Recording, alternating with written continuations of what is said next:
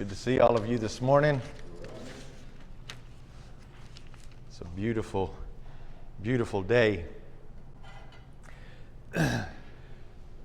Friday evening, Catherine and I did a bunch of errands. We were running around, and as always, I said, "Are you hungry?" And she said, "Yes."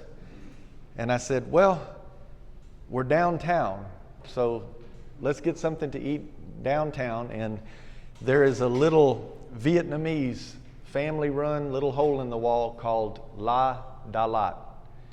And it's a little green building on the corner. I like it because it's always clean, they're friendly, and they play soft classical music. And that's what I like. I don't like country, I don't like rock, I don't like hip-hop. When I'm eating, I want something soft, and that's why I like it. And so we go in, and I don't know what's proper to pronounce it, pho or pho. Probably a redneck like me pronounces it pho, but it's pho. But the better way is to just say Vietnamese noodle soup. That's the way they put it for us Americans on the menu. And the one I like is real hot and spicy, and he said they were out of some of the stuff that goes in it. Well, Catherine ordered a vegetarian vegetable pho, and I ordered something different.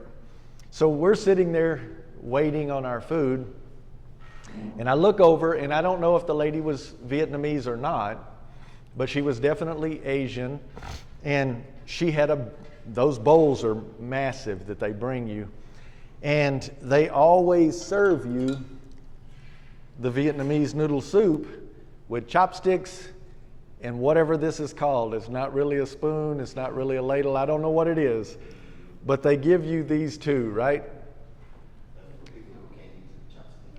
Well, I figured something out though. The reason they give you both of these for that soup is because you ever tried to eat broth with chopsticks? I know, Edel's doing like me. So I watched the lady grab a couple of pieces of vegetables and meat and put it in this, and then she dunked it down in the broth. Then she took the chopsticks, because you cannot get those noodles to stay on this thing like this. She grabbed the chopsticks. Oh, she did it in a snap. And she grabbed up some of those noodles, kind of did like this over the top and went, and I was like, oh, that's how you do it. Right? You gotta have both. That's why now they always put an American fork there, so that people like me and Adele will be getting them noodles with that fork and then slurping the juice like, yeah. I could use chopsticks, but I watched her do it, and she had it down to a T. And I know what you're thinking.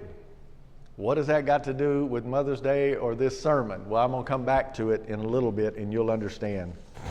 So, we're in the second message in a series on dining with Jesus. Last week, Jesus had the disciples prepare the Passover, and he ate the Passover with his disciples. And today we're going to be in the Gospel according to Luke chapter 10, verses 38 through 42. Luke 10, 38 through 42. Now as they were traveling along, he entered a village, and a woman named Martha welcomed him into her home. She had a sister called Mary who was seated at the Lord's feet listening to his word. But Martha was distracted with all her preparations, and she came up to him and said, "Lord, do you not care that my sister has left me to do all the serving alone? Then tell her to help me." But the Lord answered and said to her, "Martha, Martha, you are worried and bothered by so many things, but only one thing is necessary. For Mary has chosen the good part, which shall not be taken from her." So just a little context. Jesus and his disciples often would retreat to Bethany. Bethany was just a couple of miles outside of the big city of Jerusalem. And so Jesus and his disciples have come to Bethany. Martha has welcomed them into her home, and they seem to like being in Bethany. The scriptures over and over, Jesus went to the home of Martha and Mary and Lazarus, and it was like a second home to the Lord. And so they have shown up at Martha and Mary and Lazarus' house. Lazarus is not in the story, he's not there. But as we dive into this text, I want to do kind of a character analysis this morning. I want us to look at Martha and Mary in this text, and I want us to first look at Martha. And I want us to see through Martha's eyes, okay? I want us to take off our lenses and put Martha's glasses on and see what is happening in this narrative through her perspective. So, Jesus has just showed up to her house with 12 tired and hungry men. Now, Jesus might have texted ahead to let her know they were coming, but I seriously doubt it. And so here she is. There's a knock on the door. She goes to the door, opens it. Jesus is standing there, which she's very happy about. He's got 12 disciples, and it says she welcomes them in to her home. Now, the disciples were coming probably for dinner and possibly even to stay the night. The scriptures indicate in several places that he liked to stay at Martha and Mary and Lazarus' house. And so 13 tired and hungry men have come as guests into Martha's home, and she wants to be the best host that she can be for them. And you think about that as a host and having friends come to your house. She wants to show Jesus and his disciples excellent hospitality. And so I ask you, how often do you open up your home? How often have you had more than a dozen guests in your house?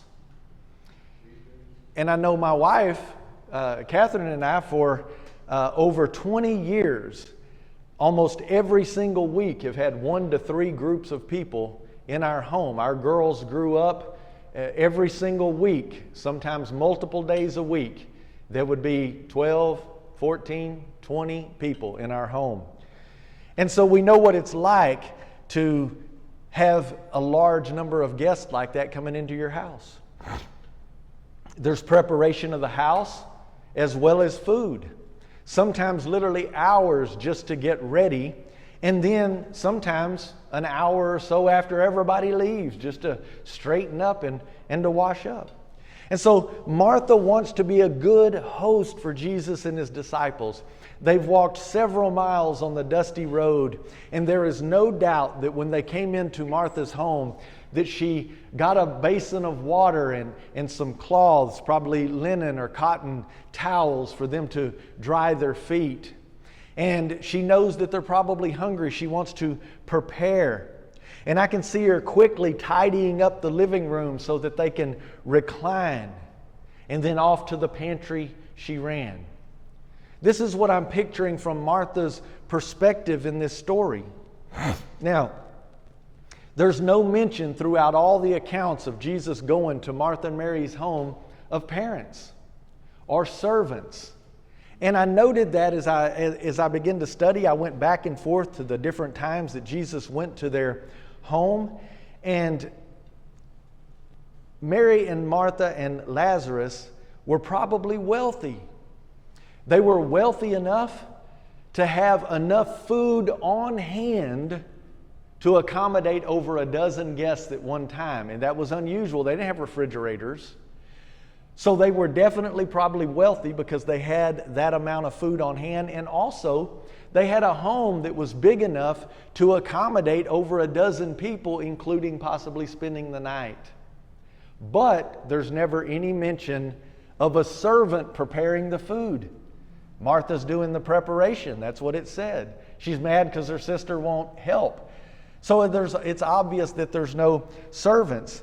And what I gained from that is that they were wealthy enough to have a large home, wealthy enough to accommodate that many guests, but not wealthy enough to have servants. So they were kind of like middle-class folks. And just like me, Catherine and I and Cana are the servants in our home, but we've got a house big enough that could accommodate large guests. And so hospitality was of great importance in their culture. In their culture, being hospitable was highly, highly, highly important to them. And it is in many cultures. It is not in our culture. And I know many of you might say, well, I think we're pretty hospitable. No. I've been all over the United States. I've stayed in homes. I've stayed in hotels. I've been out of this country multiple times to multiple countries. And if you have ever been anywhere outside the United States, you come back here not thinking that we're as hospitable as some of these other areas.